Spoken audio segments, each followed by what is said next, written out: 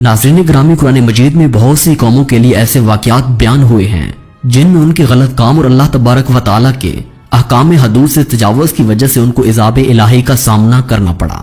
اس سلسلہ میں ایک مشہور اور عبرتناک واقعہ اصحاب سبت کا ہے۔ دوستو، یہ واقعہ یہودوں کی ایک بستی سے تعلق رکھتا ہے۔ یہ واقعہ حضرت داؤد علیہ السلام کے دور کا ہے۔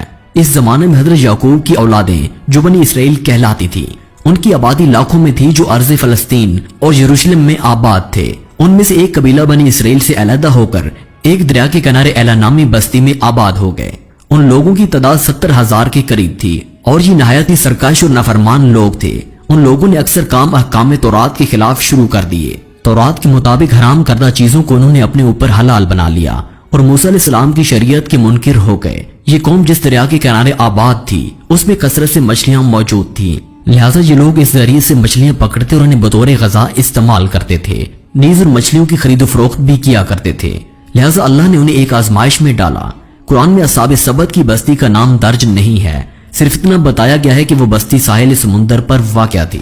اس سلسلہ میں علامہ ابن کثیر لکھتے ہیں، یہ وہ بستی ہے جس کا نام ایلا تھا اور یہ بحیرہ کلثم کے کنارے پر واقع تھی۔ حضرت ابن عباس رضی اللہ تعالیٰ عنہ فرماتے ہیں، یہ وہی بستی ہے جسے ایلا کہا جاتا ہے اور جو مدین اور طور کے درمیان واقع ہے۔ حضرت داؤد علیہ السلام کی اس قوم کو یہ حکم ملا کہ وہ ہفتہ یعنی سنیچر کے دن مچھلیوں کا شکار نہ کیا کریں اور نہ دنیا کی کوئی خرید و فروخت کیا کریں۔ اس دن ان کے لیے مچھلیاں پکڑنا حرام قرار دیا گیا۔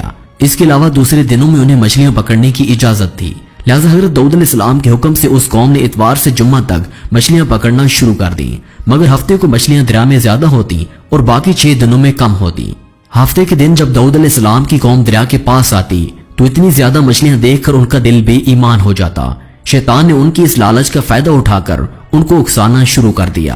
انہوں نے سوچ لیا کہ وہ دریا میں جال لگا دیا کریں گے اور اتوار کو پکڑ لیا کریں گے۔ اس طرح کچھ لوگوں نے جال لگا لی اور کچھ لوگوں نے چھوٹے چھوٹے حوض گھر تک بنا لیے اور اس حوض کا دریا تک راستہ بنا دیا۔ ہفتے کے دن جب مچھلیاں ایک حوض اور جال میں آ جاتی تو وہ اسے پکا کر کھا لیتے۔ اس بستی میں اللہ کے کچھ نیک بندے بھی موجود تھے جو کہنے لگے، اے لوگو، اللہ نے ہفتے کے دن شکار کرنے سے منع کیا ہے۔ یہ جو تم جال پھینکتے ہو یا چھوٹے چھوٹے تالاب بناتے ہو، ان میں ہفتے کے دن اگر مچھلی پھنستی ہے تو یہ شکار ہفتے کے دن کا ہوگا۔ اللہ کے عذاب سے ڈرو، اللہ کی نافرمانی نہ کرو۔ وہ لوگ ان لوگوں کا مذاق اڑانے لگے کہ ہماری جو مرضی ہوگی ہم وہ کریں گے۔ تو یوں اللہ کے ان نیک بندوں نے بستی کے بیچوں بیچ ایک دیوار کو کھڑا کر دیا اور یہ حکم نافذ کیا کہ اللہ کی نافرمانی کرنے والے اس طرف ہو جائے اور ہم جو اللہ کے فرما بردار ہیں تو وہ اس طرف رہیں گے۔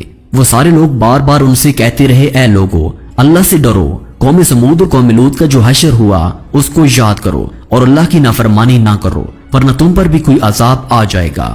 وہ سارے نافرمان جن کی تعداد 12,000 کے آس پاس تھی، سب ہنستے رہے اور کہنے لگے، یہ تو کتابی باتیں ہیں، ہم پر کوئی عذاب نہیں آئے گا۔ قرآن کے مطابق یہود کو تلقین کی گئی تھی کہ وہ سنیچر کی حرمت کے عہد و پیمان پر قائم رہیں اور جن باتوں کو اس دن کے حوالے سے حرام قرار دیا گیا اس سے بچتے رہیں، جیسا کہ ارشاد باری تعالیٰ ہے، اور ہم نے ان یہودیوں سے کہا کہ سبز نیچر کے بارے میں حد سے نہ گزرنا، اور ہم نے ان سے مضبوط عہد لیا۔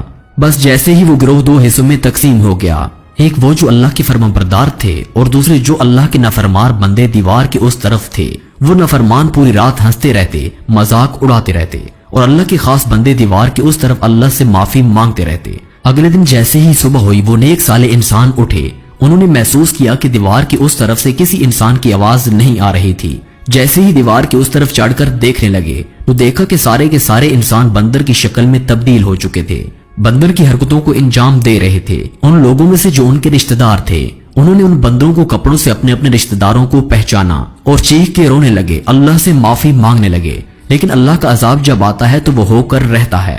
وہ 12,000 لوگ جو بندر بن چکے تھے کچھ بھی کھا پی نہیں رہے تھے، اور جو 3 دن بعد وہ سب ان کے عذاب میں آ کر ہلاک ہو گئے۔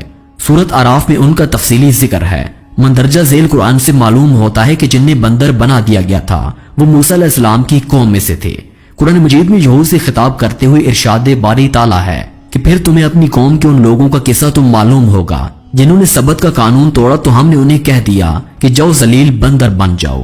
اللہ کا عذاب بہت ہی سخت ہوتا ہے اور نافرمان اور سرکش لوگوں کے لیے جب عذاب الہی کا فیصلہ ہو جائے تو اللہ کے حکم سے پوری قوم اس طرح ہلاک ہو جاتی ہے کہ وہ آنے والے لوگوں کے لیے ایک عبرت بن جاتی ہے۔ بہرحال یہ نظریہ کہ موجودہ بندر ان لوگوں کی اولادیں ہیں جن پر عذاب آیا تھا یہ غلط ہے، क्योंकि उनसे पहले भी इस दुनिया में बंदर मौजूद थे और सही रवायतों के मुताबिक बनी इसराइल की ये कौम जब बंदर में तब्दील हो गई थी तो 3 दिनों तक यूं ही जिंदा रहे और उस दरमियान में कुछ भी खा पी ना सके, बल्कि यूं ही भूखे प्यासे सब के सब हलाक हो गए। शिकार से मना करने वाला गुरु हलाकत से सलामत रहा और सही कौल ये कि दिल से बुरा जानकर खामोश रहने वालों को भी अल्लाह ताला ने हलाकत से बचा लिया और फिर रोते रोते सारी कौम फना हो गई, लिहाजा उनकी नस्ल आगे नहीं बढ़ी। उकमरा बयान करते हैं कि मैं एक दिन हजरत इब्ने अब्बास रजी अल्लाह तआला अन्हु की खिदमत में हाजिर हुआ और वो रो रहे थे। देखा कि उनकी गोद में कुरान खुला रखा हुआ है। मैं कुछ देर उनकी हैबत की वजह से उनसे करीब नहीं हुआ, लेकिन जब उसी हालत में काफी देर हो गई तो फिर मैं आगे बढ़कर बैठ गया और अर्ज किया, अल्लाह ताला मुझको आप पर कुर्बान करे, आप क्यों रो रहे हैं? फरमाया, इन औराक कुरान ने मुझे रुला दिया है। वो सूरत अल आराफ थी। उन्होंने मुझसे पूछा, क्या तुम एला को जानते हो? मैंने कहा हाँ। उन्होंने कहा, हाँ, वहां कुछ यहूद आबाद थे। सनेचर के दिन मछलियां साहिल पर नमूदार होती फिर गायब हो जाती, जिन्हें हासिल करने के लिए उन्हें सख्त मेहनत करनी पड़ती थी। सनेचर के दिन खूब मोटी और उम्दा मछलियां पानी के ऊपर तैरते हुए बकसरत आती। कुछ अरसा इसी तरह गुजर गया। फिर शैतान ने उन्हें उकसाया कि सनेचर के दिन तो तुम्हें सिर्फ मछलियां खाने से मना किया गया है, शिकार करने से नहीं, सो तुम सनेचर के दिन मछलियां पकड़कर दूसरे दिन खा लिया करो। इस वाकई में उन लोगों के लिए बड़ी इबरत है कि जो शरी अहकाम को बातिल करने और उन्हें अपनी ख्वाहिश के मुताबिक ढालने के लिए तरह तरह के गैर शरी हुलियों का सहारा लेते हैं। उन्हें इस बात से डराना चाहिए कि कहीं उनकी पादाश में उनकी शक्लें भी ना बिगाड़ दी जाएं।